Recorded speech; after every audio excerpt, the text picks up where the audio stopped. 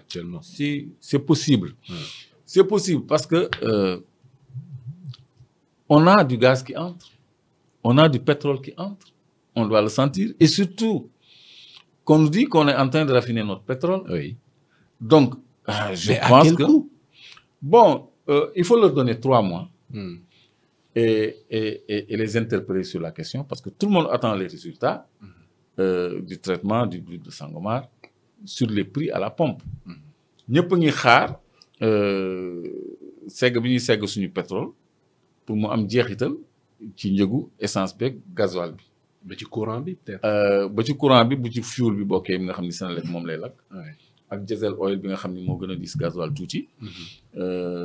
ak yeneen élément yu mel ni nafta boo xam ni West Africa mën na ko utiliser. su amagul GNL. yooyu yëpp ci raffinage du pétrole lay jóge.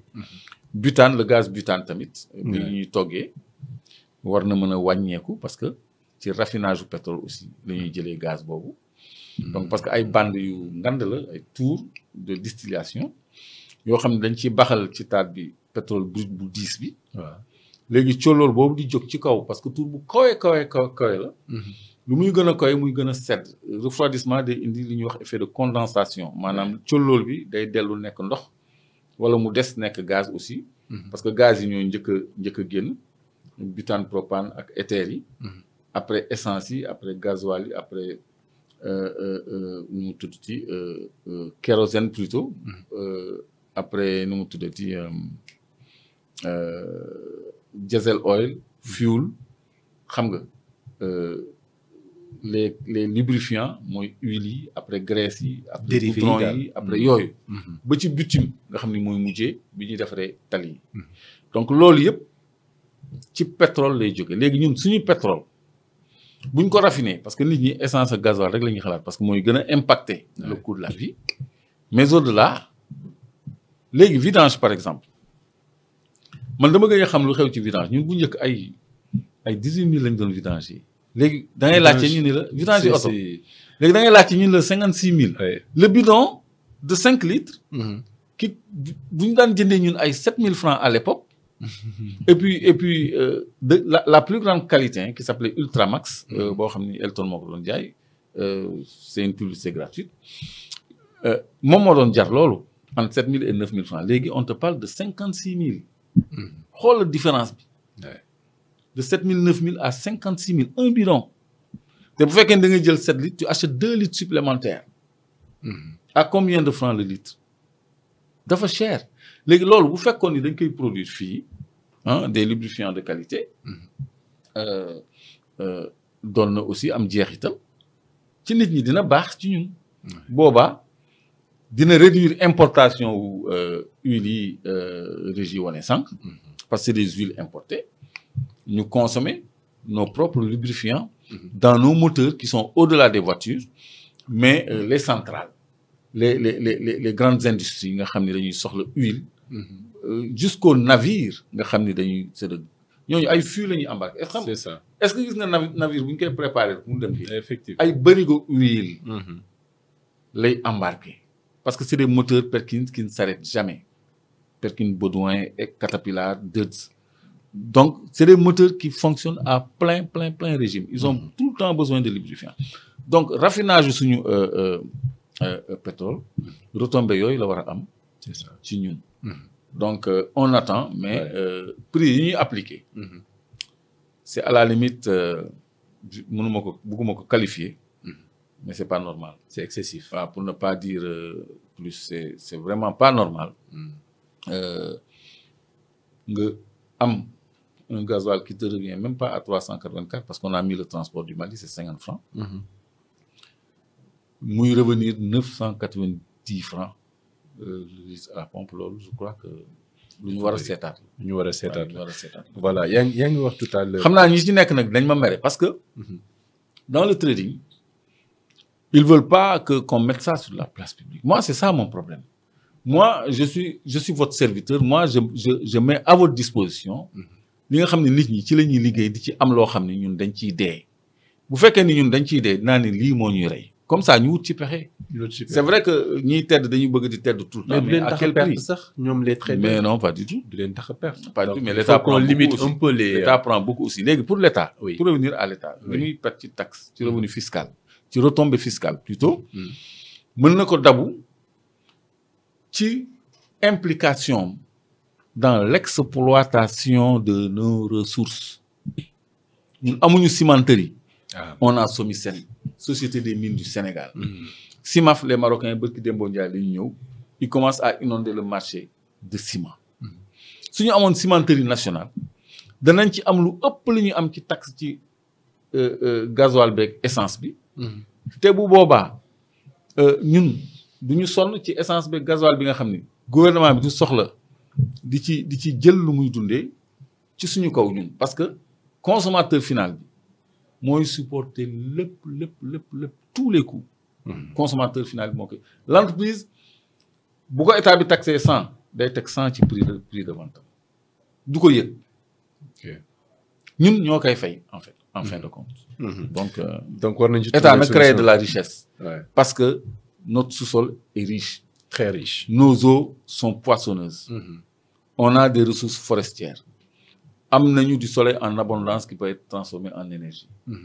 am nañu de l'eau de surface et souterraine en abondance. donc mën nañu créer de la richesse.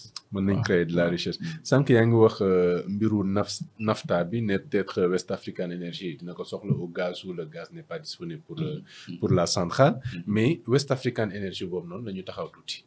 xam nga ne le DG en tout cas celui qui s'illustre le mieux ci projet bi mooy Samuel Sarr est en prison. Le directeur intérimaire. moom dafa demoon bëgg def benn visite sur le site. mais il a été bloqué. tey West African Energy yan solution rapide la ci état bu Sénégal war a jël parce que yaa ngi ko doon wax la dernière fois reprendre la centrale. mais tey quelle est la réalité ak lan la état war a def de ce dossier là. Moi, je crois que même les Turcs ne sont pas contents, ils se sentent lésés. Parce qu'il y a un réel conflit entre les acteurs, les actionnaires plutôt, de West Africa Energy, bi nga xam ni moo conduire malheureusement Samuel Sarr en prison. Tey jii si à sa suite directeur intérimaire bi il est contesté. ba ñu koy empêcher l'accès au site en tant que directeur, ça veut dire que sa légitimité même la ñu contesté maanaam ñoom nanguwuñu ku remplacer Samuel maanaam centrale bi dafay am blocage tant que Samuel peut-être sera dans cette situation. et moom dafa am conflit ak quelques actionnaires yu nekk ci biir West Africa Energy principalement Moustapha Ndiaye. donc problème boobu état mënu ko régler parce qu'il ne lui appartient pas de jouer la conciliation. mais man dama jàpp ne mënuñu courir risque outil bu mel ni ñu koy bloquer ci ay affaire u séddoo partenariat nomination yooyu nga xam ne et pourtant l'État par la Sénélec est dans le conseil d'administration parce que Sénélec am na 15% quand même. donc l'État a son mot à dire mais si malgré tout ça ñu bëgg nu mu tuddati bàyyi unité boobu nekk dans une crise. avant même l'exploitation. je crois que c'est pas viable. te avant loolu yëpp man dama préconiser woon pour que un outil comme ça produit quand même 300 mégawatts. au gaz pour un pays producteur de gaz que nous sommes état daf ko war a récupérer. ba noppi dédommager ñi investir ci loolu ak ñi ci yaakaaroon rembourser leen seen investissement ba noppi tegal leen ci seeni intérêt ci ay modalités yoo xam ne ñoom ñoo ciy déggoo à l'issue d'une négociation parce que outil la bu Sénélec war a gérer. léegi loolu warul yem ci West Africa Energy dafa war a dem ba ci ay Kunun Power. ay étranger ko moom ay Toben Power. ay étranger ko moom ay GTI. ay étranger ko moom mu négocier bu fekkee ni da nga signé woon un contrat pour que Senelec moom au bout de 25 ans nga xool opéré nañu 10 ans 15 ans yi des. oui moi je veux prendre tout de suite léegi lii mooy samay dividende lii mooy condition yi mu lay offrir pour nga rétrocéder ma centrale parce que le producteur indépendant qui exploite pendant 10 ans un instrument à un prix très cher du kilowattheure par exemple Car Powership le bateau turc mu ngi ñuy jaayee 185 francs le kilowattheure 185 et Senelec nous vend moins d'après li ñu déclaré ñoom ñu nous déclarent ay 160 mais bon loolu xam nga day dugal subvention mooy les fameuses subventions yi ñu doon wax ñu dindi ko ñu ciblé ko yooyu mais les subventions là vont aux compagnies étrangères parce que ça elles permettent à l'État d'acheter chez Car Powership